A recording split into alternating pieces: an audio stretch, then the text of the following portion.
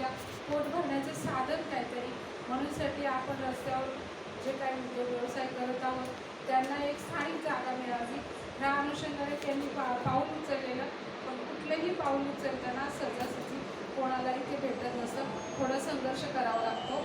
आणि साहेब एकटे म्हणजे आपल्या सर्वांना एकटे उत्तरं देत होते इतक्या दिवस.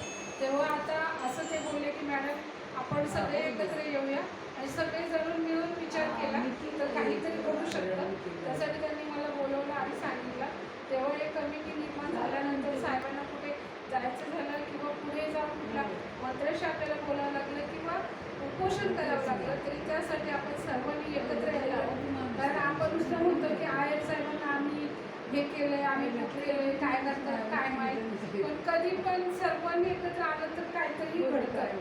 जसं डॉक्टर बाबासाहेब आंबेडकर यांनी संघर्ष केला म्हणून आज आपण त्यांचं संविधान वाचतो, त्यांच्या संविधानाप्रमाणे आपण वावरतो. तसंच आज आपण असं समजूया की आपण एक सामान्य लोक आहोत. आपल्याला इथं गाळा घ्यायचा म्हटलं तर करोड रुपये 50 लाखाच्या वरती लोकांना स्टॉल भेटतो. मग आता त्यांनी काय मेहनत केली, त्यांनी काय कष्ट केलं असेल आपल्याला काय माहीत नाही. डोळे अंधारे त्यांनी केलेले. आपल्याला फक्त माहिती आहे की आता आम्ही तिथं सभासदाकडे आम्हाला भेटणार स्टॉल एवढं.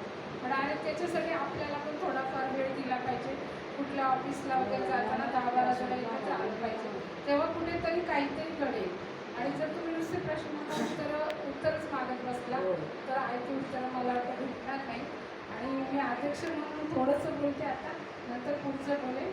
आणि साहेब तुमचं व्यासपीठावर उपस्थित आहे सर्वांचं मी आभार मानते. उपस्थित सर्व सभासदांचा आभार मानते. जय हिंद, जय महाराष्ट्र.